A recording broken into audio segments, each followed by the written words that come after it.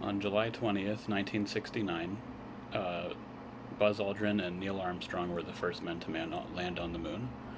This was a culmination of a massive effort from scientists, engineers, laborers, and military personnel. Uh, but people asked then, what did it really accomplish? What did we get out of it? And today, we have these questions coming up again because we have plans to send people to Mars in the future.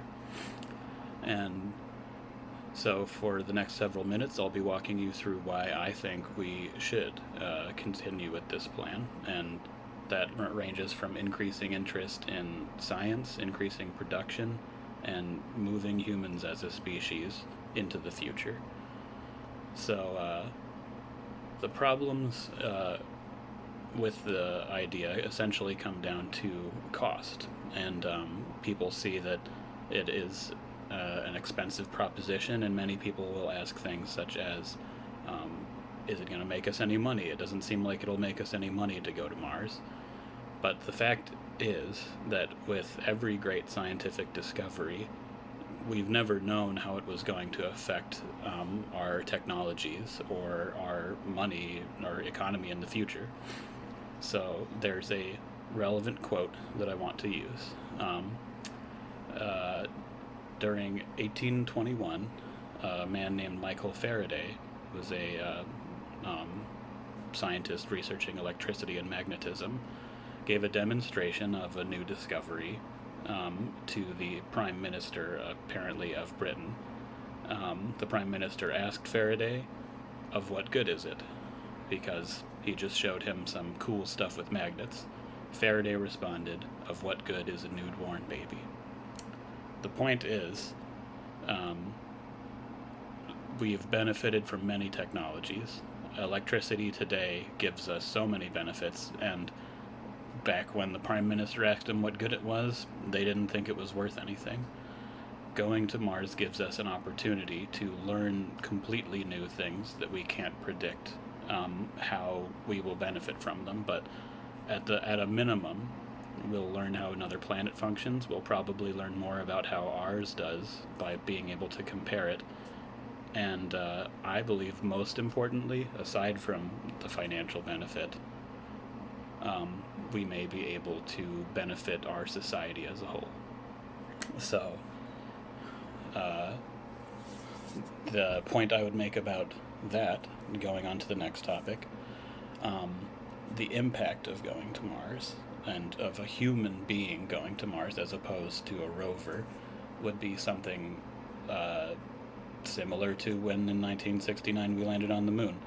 During that time, interest in science, production,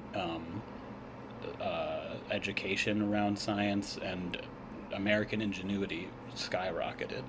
And there's one statistic that is fairly indicative of that. So, according to the Guardian website.com, on December 15th, 2012, they said the number of PhDs given at American universities increased to roughly 3 times normal after and during the Apollo program. Americans as a whole were just more driven. They were more, there was more ingenuity in our country, and we attracted great scientists from other countries to come here and contribute to our production. So the inventions were American. The things that were happening in the U.S. And that benefited our economy and our society significantly. Another benefit that I think is worth pursuing is the potential positives it could have for our environment. Learning about Mars's climate and geology and history can inform us, as I said before, about our own planet. And our planet is the only one we have, so I think we should protect it as much as possible. And learning about how planets work in general will teach us how to avoid, damaging Earth any more significantly than we already have, hopefully. Another fact is that apparently Um, let's see, according to NASA, the sun will double in brightness in the next 5 billion years. That's a long time, granted.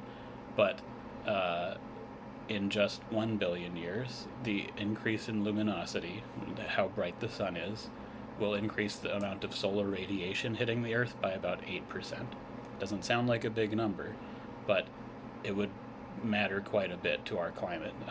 Earth would be well on the way to becoming similar to Venus, which has an incredibly thick atmosphere, corrosive, way too hot. Nothing could ever possibly live on Venus, and Earth would become uninhabitable in about 1 billion years. That's a long time once again, but we do need to be thinking about if humans want to survive for the long term, we simply would not be able to stay on Earth permanently. That might be wishful thinking that we'd even get that far, but I like to think that it's a possibility.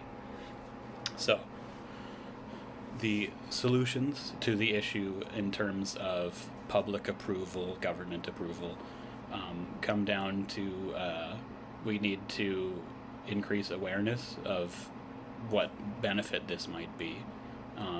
We need to increase funding, in my opinion, in NASA. I think NASA and space agencies in general are one of the most important things we could spend money on for the future. It's not a now benefit, it's not Wall Street or something, but it's for what are we doing in the future.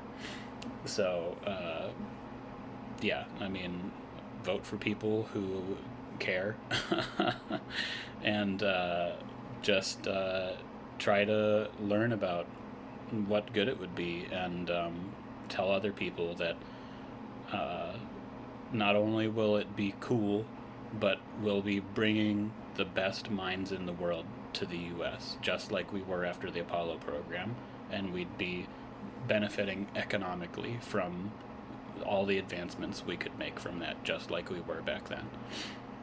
So, in conclusion, getting humans to Mars would benefit all of humanity. It would inspire America as a country, just like we did in 1969. We would be encouraged to move forward in a positive direction, unified. It would have a likely, it would have an increase in our productivity, in our ingenuity. It would increase science education, science interest, um, and we would be able to have the chance to be the ones who pave the way for humans to survive and thrive elsewhere in the universe in the future. Um, the positive impacts of doing this can't really be predicted, but they could be myriad. Thank you.